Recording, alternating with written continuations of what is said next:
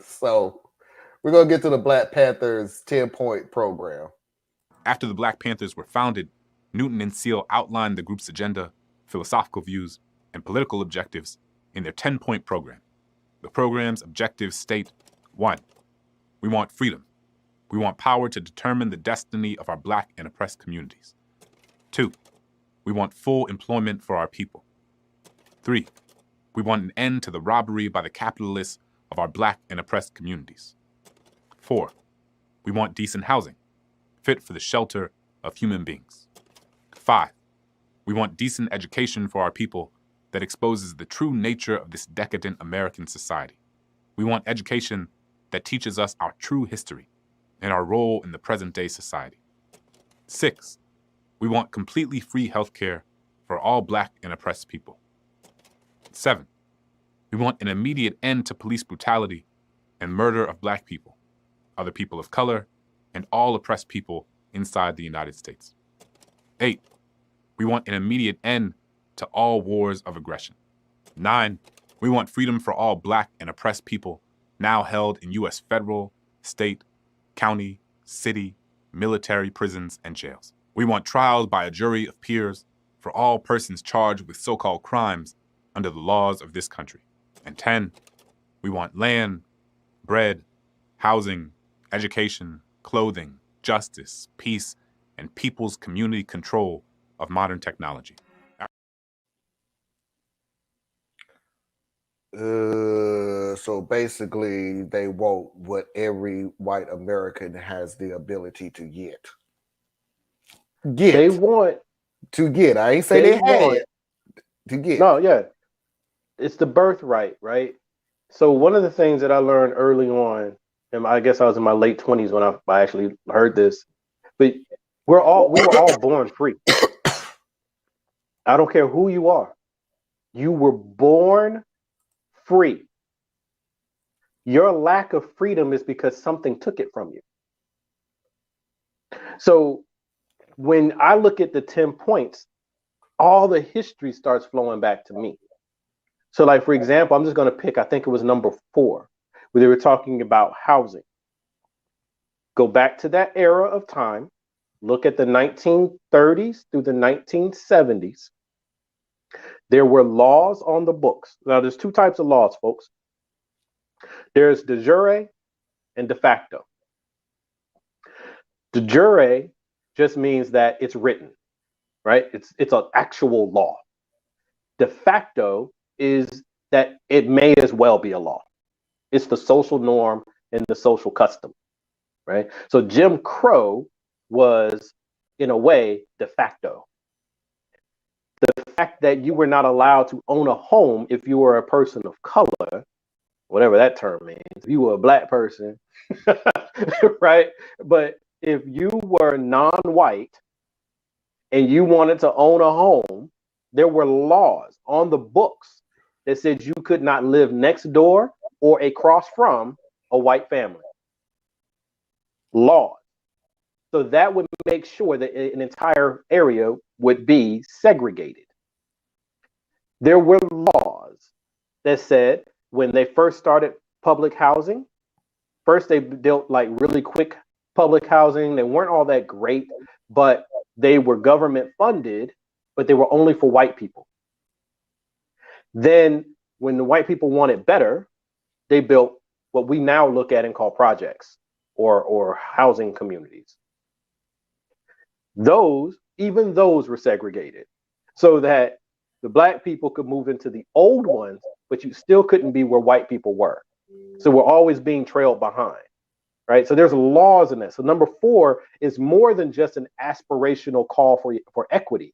It's actually talking about laws that were on the books, okay? Education. I think most of us have heard the term separate but equal, but we know it wasn't, right? So they had segregation academies, which they're bringing back now. They just call them private schools. But they had segregation academies. They had segregated schools. They had building codes that would make it so that we couldn't even build safe structures to educate our children in or even to house ourselves in. So that one, again, is speaking to laws. See, a lot of times when people, because they aren't as experienced or they haven't taken the time to learn some of these things, they see the 10 points. And they're like, wow, those are really nice 10 points. And I think I heard something about the Black Panther Party being communist. And that does sound kind of socialist and communist. So, yeah, I guess that's where they got it from. No, no, no, no. They were actually addressing it from the standpoint of what are the laws that are affecting or obstructing the opportunity for their people to just be okay. And that's why you'll oftentimes hear me say I'm pro-black, but I'm also about people who are vulnerable. I don't care what your color or creed or ethnicity or religion is or identity is. Oppressed people, vulnerable people need to have the opportunity to self-actualize. And that is what the Black Panther Party stood on more than anything else. It was a multinational, well, not multinational, I don't know if that's the right term, but multiracial organization. It was not all black, but they would have you think it was. And then I'm going to say one last thing. For those who aren't familiar with the name, Stokely Carmichael. He rose to prominence when he became, like, I think is the prime minister for the Black Panther Party. Right? He was the one who coined the phrase, hell no, we won't go. And Black Power. Right? That's what a lot of people know him for. But if you learn, he's actually my biggest hero out of the civil rights era. This man marched with Martin Luther King. This man worked with Malcolm X. This man was a Pan-Africanist.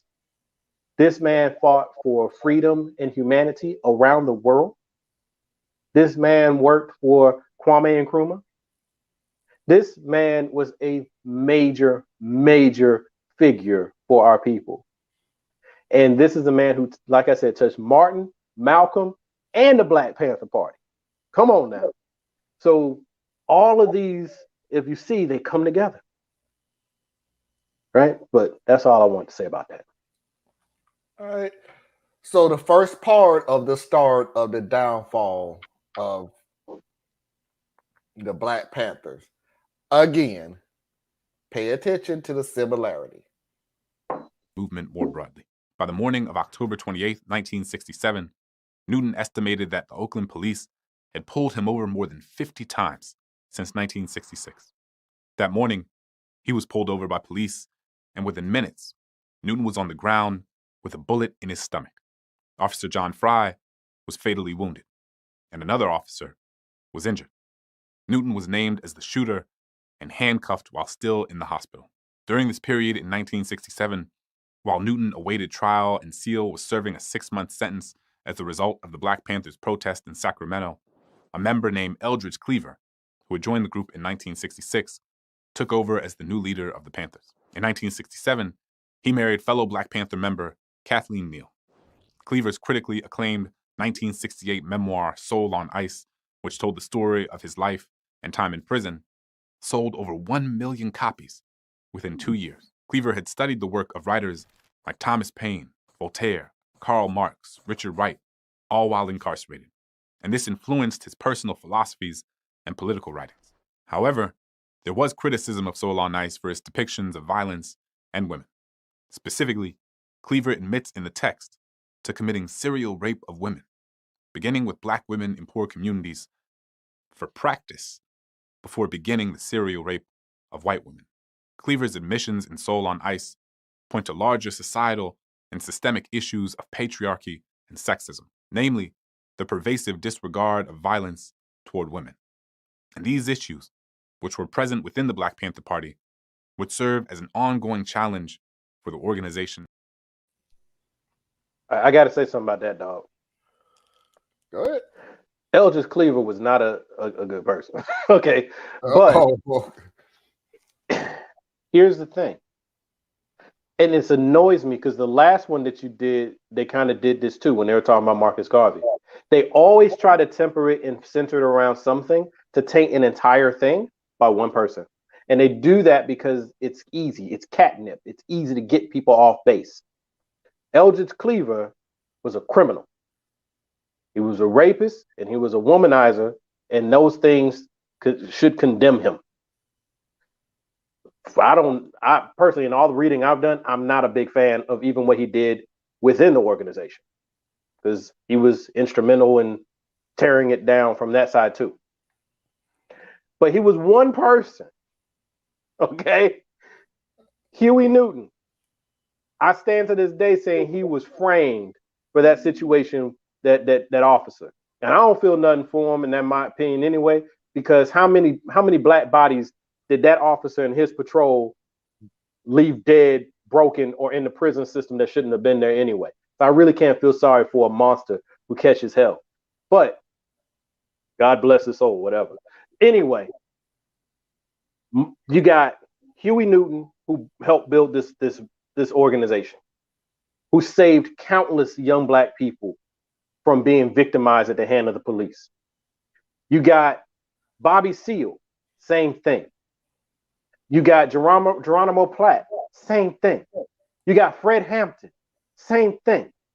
And after you look at each of them, local law enforcement, state law enforcement, FBI, all came for them. All of them have been just shown to be dirty in how they got hold of each of these people. But they would like for us, like, this is the only video of all the things I've watched that centered Eldridge in any real way, other than later on, which I'm sure it'll probably pick up on, where he becomes a conflict with Huey. But I just wanted to put that out there, right? Like, that would be like me looking at Derek Chauvin and saying he is the epitome of all police officers. No, he's not. He's a problem because he's part of your organization, right? But he's not the image of all of them. But these videos do that, and it was a little. And I like the I don't know. It's not infographics that does that one. It's a different one. But I like their videos, and they're very educational. But like that little piece, well, just keep that in mind. It was out of frame. That was just a start of the beginning of the end. It wasn't like, but why? This guy was it. Oh, there's more to it. There's more to it. But to piggyback on something that you were saying, so in California, where the Black Panther was, okay, let me go back.